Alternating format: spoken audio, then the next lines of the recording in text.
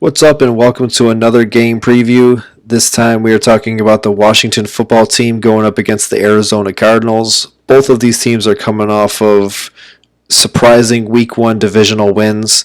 Washington beating the Philadelphia Eagles and Arizona beating the San Francisco 49ers. They were both underdogs, and they both came out on top. Now they get to take their 1-0 records, and somebody gets to leave 2-0 while the other one suffers their first loss of the season. Breaking down the fantasy relevancy for the Washington football team. Honestly, not much. There are some surprising plays that you could have, and besides the basic Terry McLaurin, really not a lot going on for the Washington football team. Dwayne Haskins, is more of a super flex or second quarterback in a 2-quarterback league. Again, if you listen to the Carolina episode, kind of the same argument that I have for Teddy Bridgewater. I think that Arizona is going to be able to put up some points here. So the one thing that Dwayne Haskins going for him is if they're playing from behind or have to play catch up or even try to go into a shootout, then that's some potential right there for him to get points. I don't know how he would fare in that kind of situation, but I mean, Dwayne Haskins is definitely not a quarterback that's on my radar.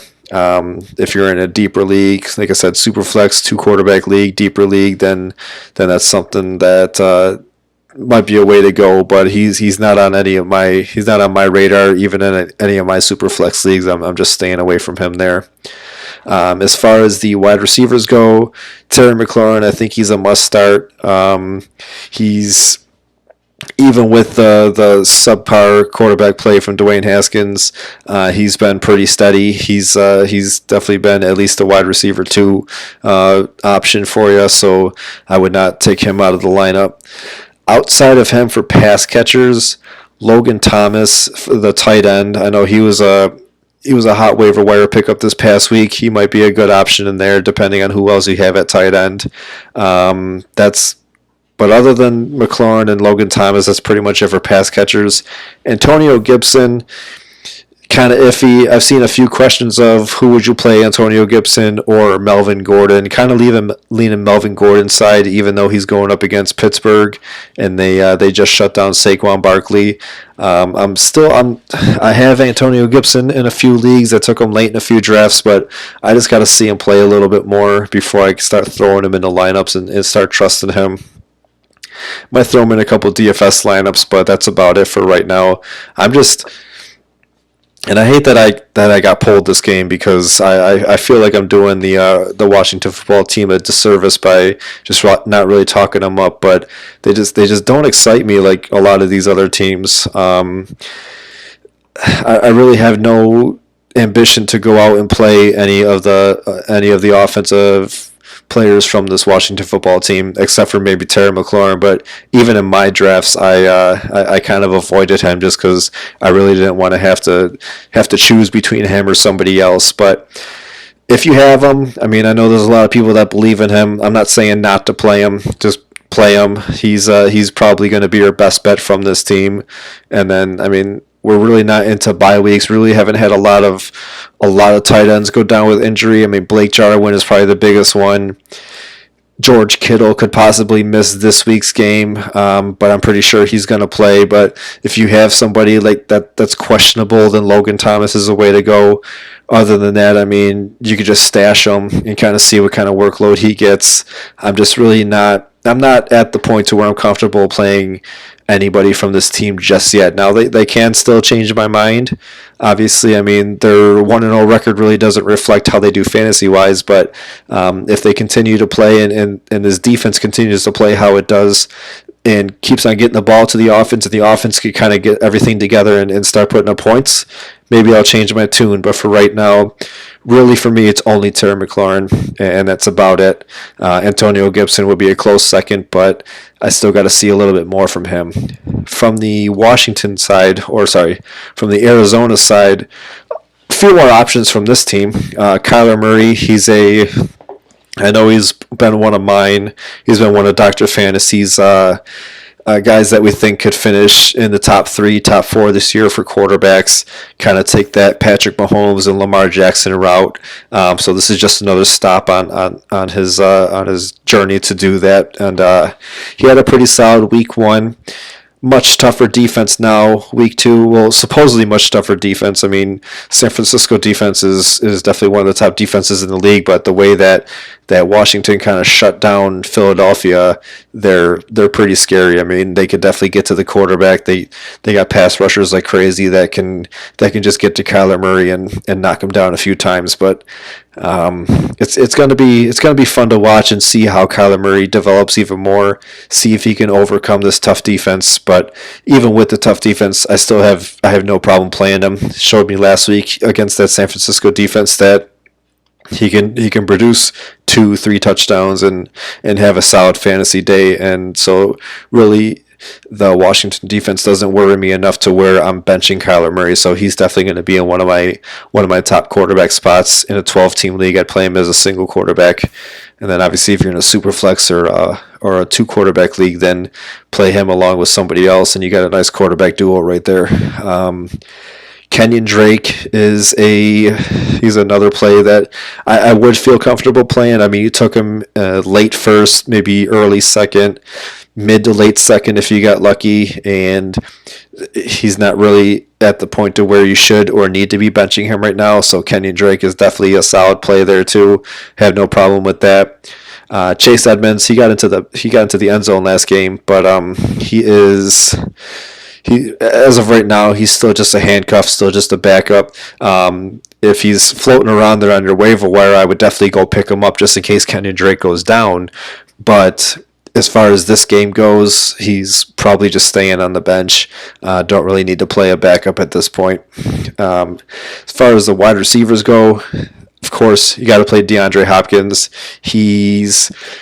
As of right now, he's second in the league in targets, just behind Devontae Adams by 1 target. He had 16 targets in week 1, which it's not really surprising, but I know a lot of people thought that maybe his target share was going to just go down a little bit. He was still going to be effective, still going to be DeAndre Hopkins that we all know and that we love, that we see in Houston, but thought that just his production was going to go down just a little bit because more talent out there in Arizona.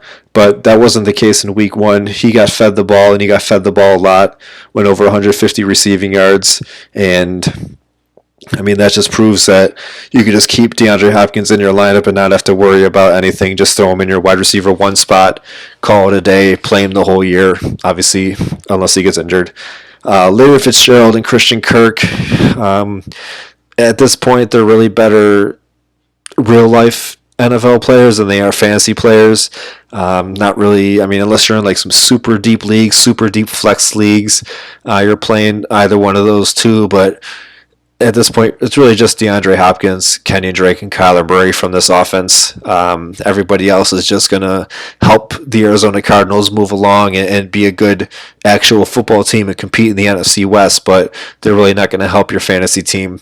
Their tight ends, Dan Arnold and Max Williams, not really trusting either of them right now. So like I said, it's just Kyler Murray, Kenyon Drake, and DeAndre Hopkins. Andy Isabella, Larry Fitzgerald, and Christian Kirk, you could just kind of keep in your waivers and keep on your bench. And then as far as the defense goes, again, talking up the Washington defense a little bit, I think that they could be a really sneaky play. Me and Dr. Fantasy had a show the other day, and one of his defenses that he was going to pick up this week was Arizona's defense. Kind of stream them this week as the streamer defense of the week because they'd probably be available in a lot of leagues. And I know I got my hands on them a couple of times. He got his hands on them a couple of times. But on the flip side of that, I mean, I'm not opposed to playing Washington's defense now. I think that they're going to get scored on a little bit more. I think that Arizona ultimately wins this game, and I think that the offense can definitely put up some points. But if you can counteract all those points with just all the sacks that you could potentially get from Washington, that pressure that could potentially turn into turnovers that you could get from Washington, I mean, 28 points against, doesn't seem that bad if you can get some points in other ways, sacks and interceptions and fumbles, from how aggressive this Washington defense is. They're not my favorite choice. They're not my top choice, but they are a choice if you're stuck with, like, for example, me last week, I was stuck with, not really stuck, but I chose the Las Vegas Raiders because I thought they had a good matchup against the Carolina Panthers, and now I don't want to play them against the New Orleans Saints on Monday night. So if I'm stuck with just Washington on the waiver wire, I might go out and pick them up and kind of just hope for some Washington defense magic. But long story short, both of these defenses are decent plays. I would trust Arizona a lot more, especially with how I talked down the Washington offense quite a bit. But if you absolutely have to play another defense, or all the top defenses are taken, because we talked about that in the streamer show too, that this is a pretty tough week. Pretty much your most favorable plays are all defenses that are coming off of a favorable game last week, so they're already rostered, or they're the main guys that were already drafted. Like San Francisco's up against the Jets, Buffalo's up against Miami, the Chiefs are up against the Chargers, so those guys weren't even available for you to pick up. So Washington and Arizona are probably the top two teams that were available to pick up. I mean, at the time of this recording, they're probably gone by now, but if you still see them floating around, try to grab one if you can to try to upgrade your defense. From the kicking side of things, again, I think Arizona has the potential to put up some points, so Zane Gonzalez could be a good play there. I don't mind it. I actually have him in a few leagues. I actually have him because I drafted him in a few leagues, not just because I picked him up, but I'm just going off of the potential points that Arizona could put up. So because of that, I chose their kicker too, because as they score, they're going to be able to kick the ball too. And then from Washington side of things, Dustin Hopkins, he's a good kicker. It just, again, they got to be able to move the ball. They got to be able to get it into field goal range and get touchdowns so you can get those extra points.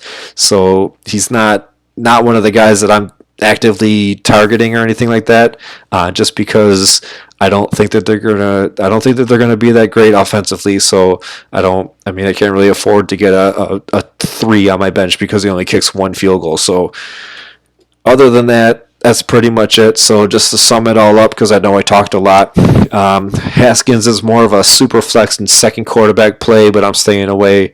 Terry McLaurin, throwing into your wide receiver 2 spot.